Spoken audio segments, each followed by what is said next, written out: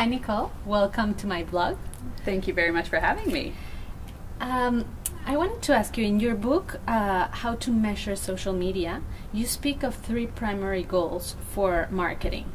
So the first one is increasing awareness, then you have generating leads, and retaining existing customers. Mm-hmm. Why should a company focus on just one goal? Well, as a company, they may focus on multiple goals because they have multiple teams doing different things. When we talk about social media and marketing, the reason that we say you should focus on one is because many times we try to do too many things and we're horrible at all of them. So I like to focus on one thing and be amazing at it, and then we can look to get more resources to start focusing on something else. But if you spread yourself too thin in the beginning, you're not going to be successful at any of them, and then you won't be able to get the resources you need to truly do what you're trying to do. That's so true. So how can brands focus on retaining existing customers? There's a bunch of pieces of this, right? It's developing relationships with your customers first and putting that at the core of everything that you do, wanting to truly understand who they are, what they care about, what they think about your products and services, and how you can continue to deliver a wow experience, not just, oh, they're kind of happy, but we want to deliver that wow experience. And so whether you're doing that online or offline, it comes down to the core of who the company is and the people that they hire. In social media, what I see is that we don't spend enough time actually talking and engaging with our customers and answering their questions. If they have, even if it's nothing to do with what our company does, if we've developed a relationship with that customer and we see that they went running in the morning, we can post a photo of us running that morning, so you find these common things that you have with your customers, but it starts at actually building a relationship with them over time so that you can have those really one-on-one engagements and that they get to know the people behind the brand, not just, hey, I'm this brand, because at the end of the day, people don't buy from brands, they buy from people. Of course. Social customer care is rising within companies. Customers each day are more demanding on social. Actually, 72% of customers expect an answer before an hour. So how do you think companies should approach social customer care? It's a really good question. It starts with really understanding your customer base. So like when we talk about averages, we really want to know, what do our customers expect? So you can do like little surveys to your customer base to say, how fast do you want a response? Because in an hour, not every company can respond that quickly, right? And your customers may expect a response in the same day. Mm-hmm. So first we need to quantify exactly what our customers want from us.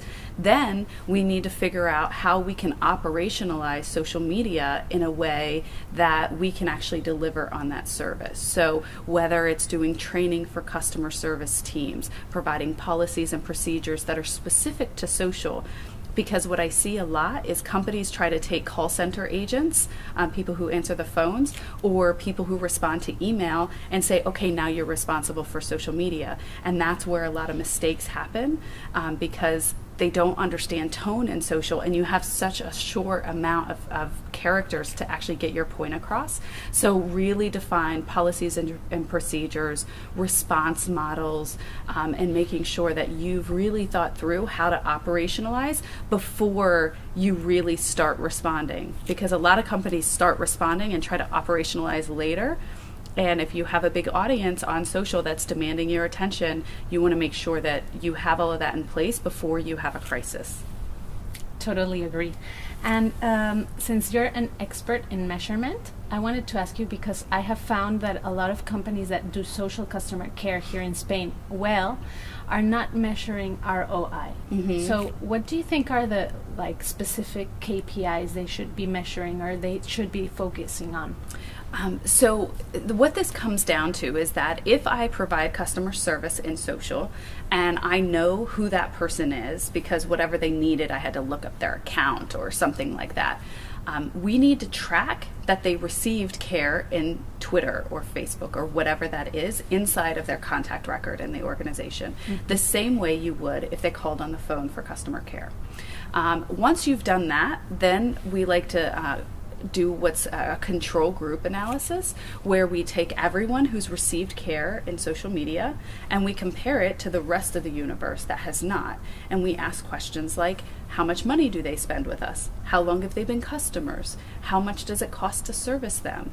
How long have they retained as a customer? And all of these core business metrics that you would use for the entire organization, except for that we're comparing this group of social care users against the rest of the universe that is not. Very interesting. Do you think that social media not only gives us the opportunity to brands to delight customers on the channel they choose, but also can significantly reduce the cost of every interaction? I do. What I've seen in measuring social customer care is that number one, you have a form of engagement where people can manage multiple engagements at once. Whereas if I'm on the phone, I'm on the phone with one person. I can't talk to 10 people at the same time. But in social, you could effectively manage 20 to 30 conversations at once. And because you're waiting for the other person to respond, there's a delay in that response. It allows you to multitask. On the other side of that, because it's happening online, and we do find that people who are reaching out in social media tend to be more tech savvy users as already.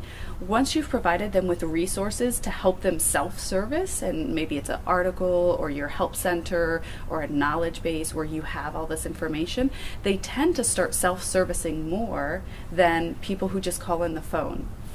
And so yes, at that point, because we can manage multiple conversations, that lowers our cost, as well as almost training them to service themselves. Now they're not putting tax on our call center or our social care agents. Now they've learned how to find their own answers, and so that inherently costs a lot less. So what do you think is the future for social customer care?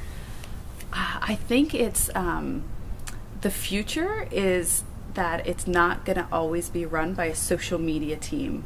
That we are going to have organizations that embrace social media throughout the entire organization, and they empower their employees to help customers whatever they need. And it doesn't need to be someone from customer service, it doesn't need to be someone from marketing, but everyone in the organization is empowered to help customers with whatever they need at any time. Thank you very much, Nichole, for being here.